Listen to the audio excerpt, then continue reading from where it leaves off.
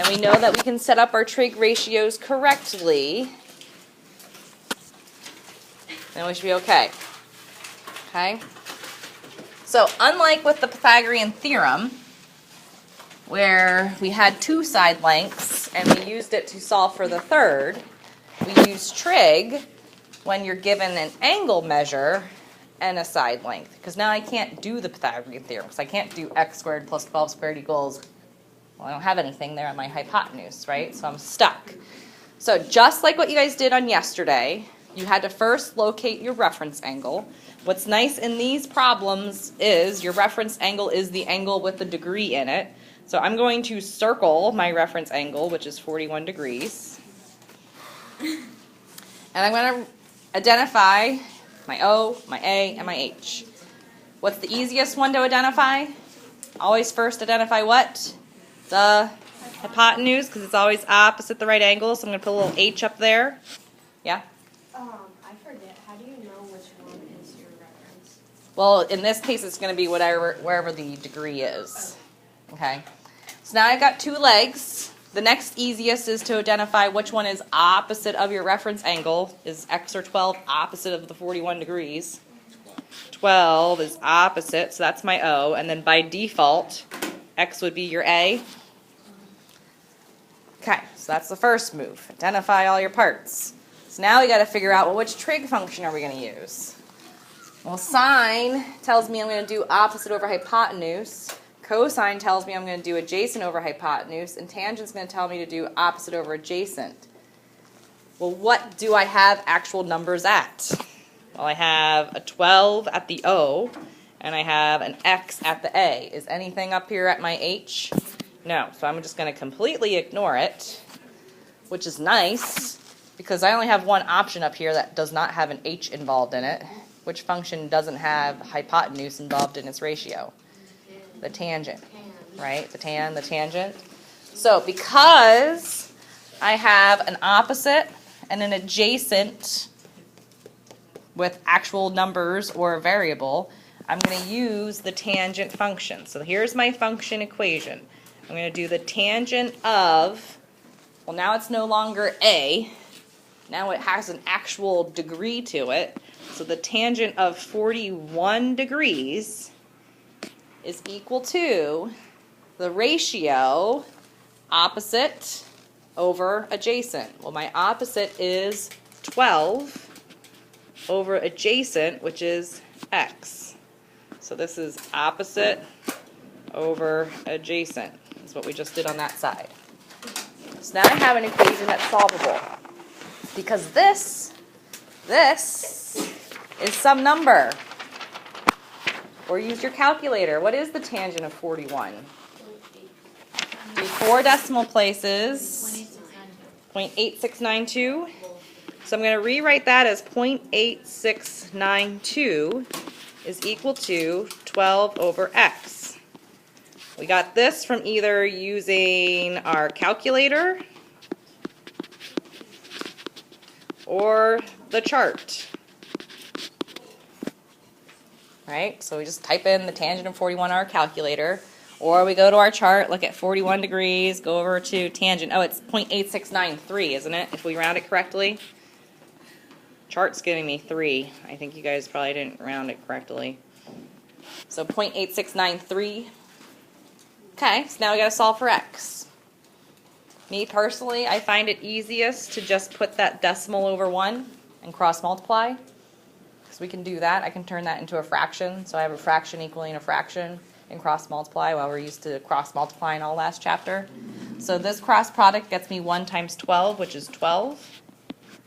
This cross product gets me 0.8693x. To get x by itself, I'm going to divide by 0.8693. And this is why you are going to want a calculator. You can get away with not having a scientific one because you've got this in hand, but you're definitely not going to want to try to do that by hand.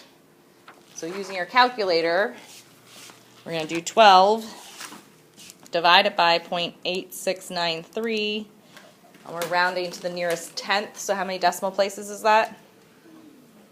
2. Tenth. That'd be hundredth. 1, right? So 1 decimal place. Are you guys getting 13.8? Yep. So x is equal to 13.8 would be your final answer.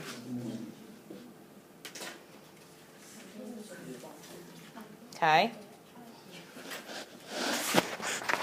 See how that works? So kind of like envision what's happening here. Let's turn this into a word problem. Where would this work in life? Well, what have we seen before with right triangles? We've had those infamous ladder problems leaning against the house, right? We love those. Here's a ladder leaning on the house. How high up is the ladder? Well, now what we can do is we can talk about angle of elevations. How high up are you looking to create an angle? Maybe I'm looking up 41 degrees, and I can then use trig to solve for an unknown height. I personally did it one time in my yard to see if a tree in the corner of my yard was tall enough that if it fell would land on my house. Thankfully it's not, but I used trig to figure that out because I wasn't going to shimmy myself up to the top of the tree and drop down a measuring tape all the way down to the bottom to try to measure it. That would be silly. I'd probably kill myself trying to just do that. So you can use trig to just solve for unknown heights of very tall things that you don't want to just climb up to the top and then drop a measuring tape down. It's kind of cool how it works. Okay, so looking at B, let's go ahead and do our identifying. So again, it's always easiest to first identify your hypotenuse. It's always opposite your right angle. Is my hypotenuse in play? Meaning, is there an x there or a number there? Nope, so I'm going to ignore it, which means that's easy. That means I can't use sine because that has a hypotenuse in it. Cosine has a hypotenuse in it. So that gives me process of elimination of just using tangent. 11 or x, which one's opposite? 11's opposite. X then has to be adjacent. So now we're going to do a tangent of our angle, which is 32 degrees, and equal it to x over 11 or 11 over x? 11 over x. And that's where most of the mistakes are going to happen, right there. You guys are going to do x over 11, and that would be incorrect. It's TOA. Don't do a TEO. Do TOA. O over A, okay? You're going to be thinking about that when you're doing it, right? Don't TEO it, TOA it. Okay? Opposite over adjacent. All right, solve that. See if you can do it on your own. Some of you guys already have. See if you can get there.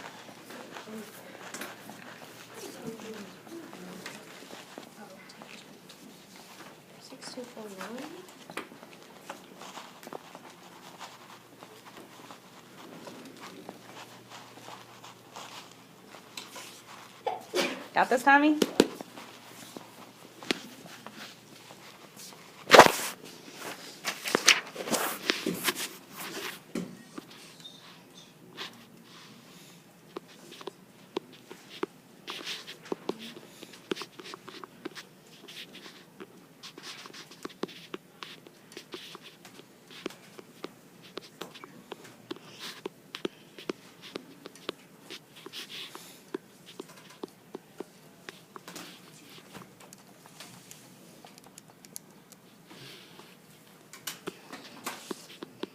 Check your answer with mine up on the board, see if we're in agreement.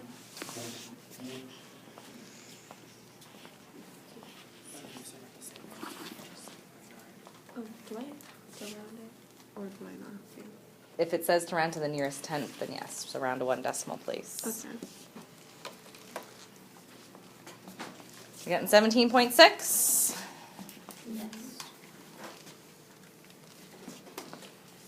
Yep. I hear a no somewhere. Yeah, it was me. Let me see what you did. Well, I did all that, and then I got 11 divided by... Yeah, so what is 11 divided by that? Try it again. 11 divided by... 0.6249.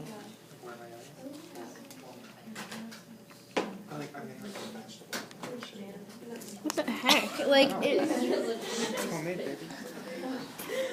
Alright, so now let's do the lamppost problem.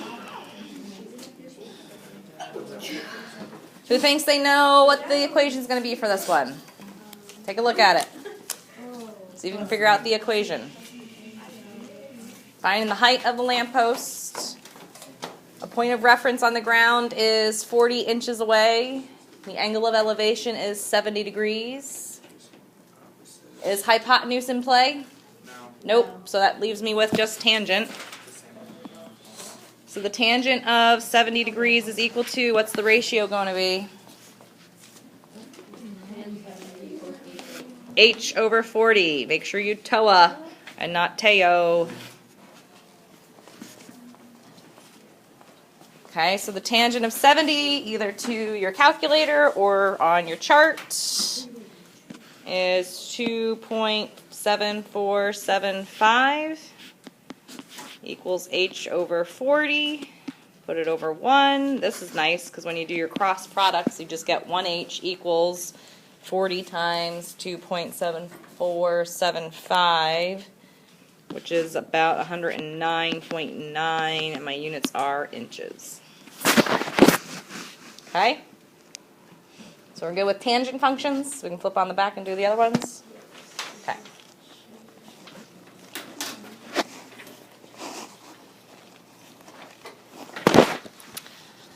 All right. 109.9.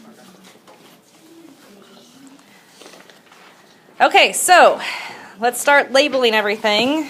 First thing that's easiest to identify should be your hypotenuse. Here I do have something on my hypotenuse. Is x opposite or adjacent of my reference angle? What do you think, Tony? Is it opposite or adjacent, that x to the 23? Oh, that's opposite. Perfect. So I've got an opposite.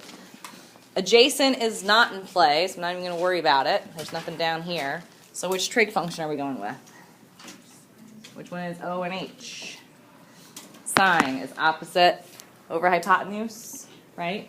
So now I'm going to do the sine of 23 degrees is equal to O over H. So x over 18. And then we solve it just the same way, either using a calculator or using your chart. The sine of 23 is 0.3907 equals x over 18.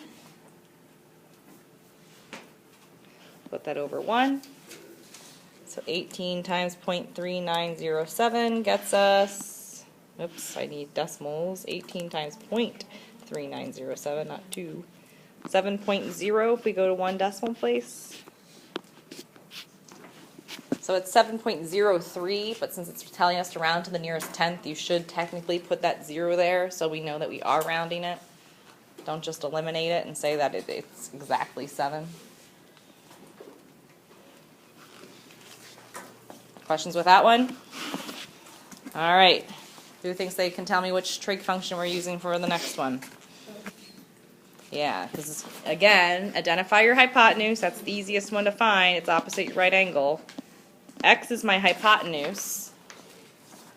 If I look opposite of my degree, is there anything over here? Nope, so there is no opposite, right? Which means 12 has to be the adjacent. So I have an adjacent and an opposite, which means we're doing the cosine. Because cosine is adjacent over opposite, or hypotenuse. So the cosine of 41 degrees is equal to x over 12 or 12 over x? 12 over x, good. Cosine of 41, either from your calculator or your table, is 0.7547 is equal to 12 over x. Cross multiplying gets me 12 equals 0.7547x. Divide it out. So 12 divided by 0.7547, 15.9.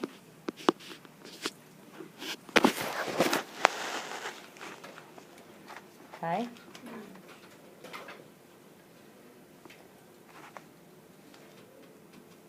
All right.